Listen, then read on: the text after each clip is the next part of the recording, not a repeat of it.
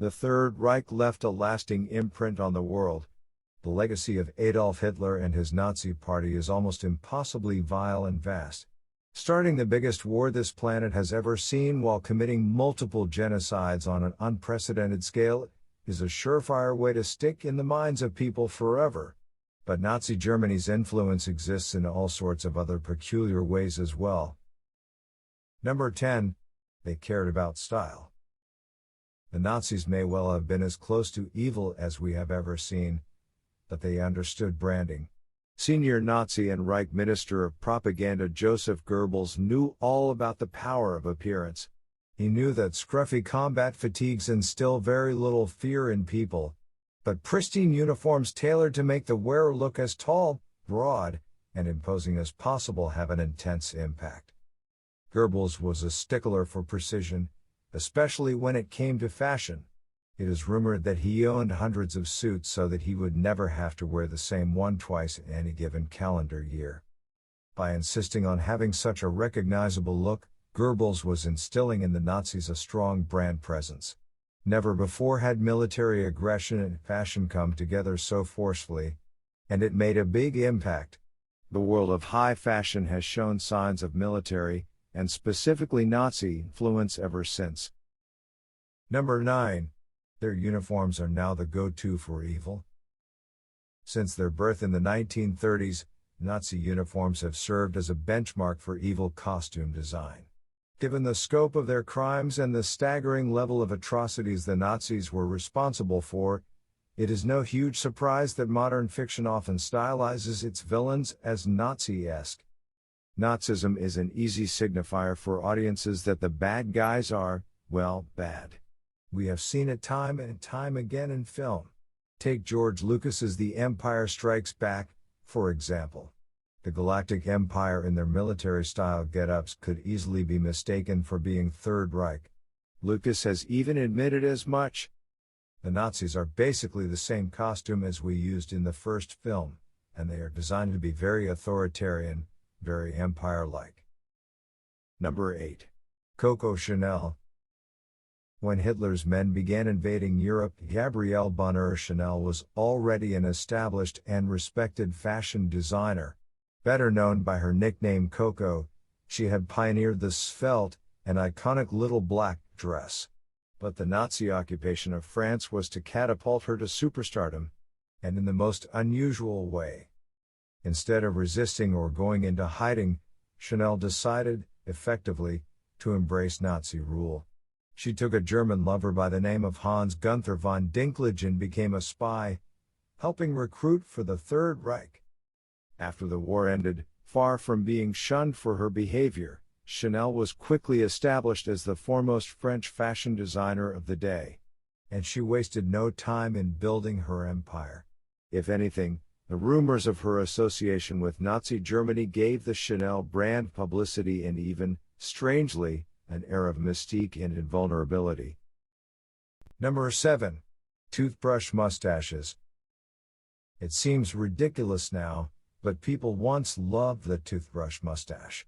Were it not for Adolf Hitler's adoption of it, we might see it adorning the upper lips of men today. Pre-Führer, it was a popular style of mustache.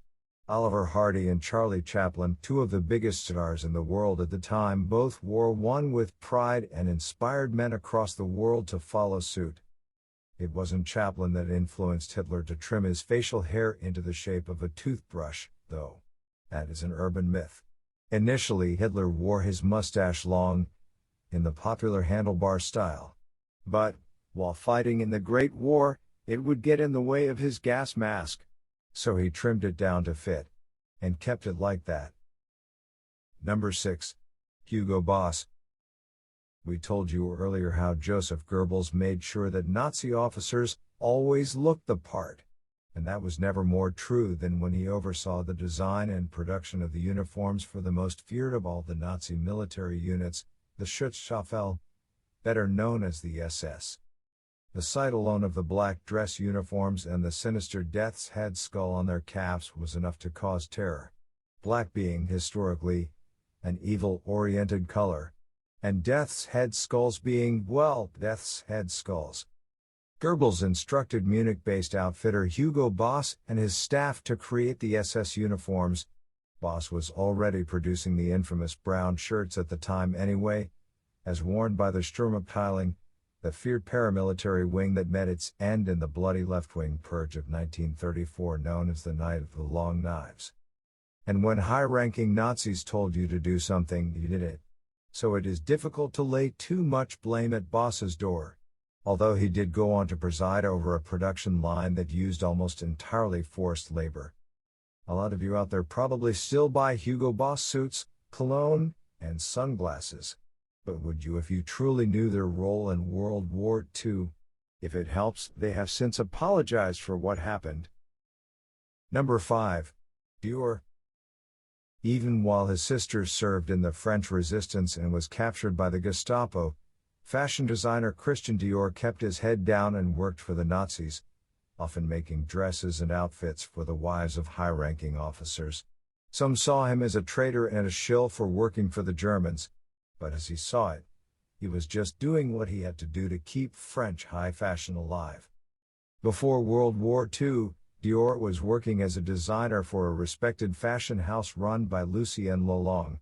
But the experience of the Nazi occupation of France and his newfound mission to preserve France as the home of fashion was enough to encourage Dior to set up his own fashion house, and in doing so he became a household name across the world. Number 4. Louis Vuitton. Louis Vuitton handbags are one of the most iconic and famous handbags on the planet. When the Nazis invaded France in 1940 and the Vichy state ruled the country, most brands were oppressed and their stores closed down. But Louis Vuitton thrived throughout the entire occupation and war. In fact, they were the only brand given permission to operate a store on the ground floor of Hôtel du Parc, where France's puppet government operated during the early 1940s. The French brand got these allowances through openly, brazenly, and shamelessly cooperating with the Nazis. While Louis Vuitton's competitors either refused the deal, went into hiding, or went out of business, they stayed afloat. After the war, the market was theirs for the taking. Would Louis Vuitton have the market position it enjoys now had Hitler and company not pushed out or forcibly closed all its business rivals? Number 3. Anti-authority subcultures. The primary motif of the Nazi regime was the swastika, an equal armed cross with arms jutting out at right angles. It was once an ancient and sacred symbol of peace, until Hitler and his goons got their hands on it. They repurposed it, and the swastika has been stigmatized ever since. Such is the simple design's ability to offend on mere glimpse, it is sometimes used by people who wish simply to shock an audience. Biker gangs of the 1960s and 70s used swastikas, iron crosses, and SS-style lightning bolts as insignia on their clothing. Performance artists have borrowed iconography from the Nazis ever since the end of the war, too. And let us not forget the proliferation of swastikas and other Nazi symbols when punk rock exploded in the late 1970s. While bikers and punk rockers have flirted with neo-Nazism, the images have mostly been employed to merely shock and offend. A sort of art through provocation affair. Number 2. Asian pop culture. Have a drink in an Indonesian cafe, but watch a Japanese girl band perform, or attend a school parade in Taiwan and you may find something really quite disturbing overt and unabashed Nazi imagery on display. Those examples are all real, by the way. Back in 2013, widespread controversy and condemnation forced an Indonesian cafe owner to shut down his Nazi-themed bar in Java. Sony had to apologize in 2016 after one of their acts, a popular girl band called Keakizaka 46, performed a concert all dressed as SS officers.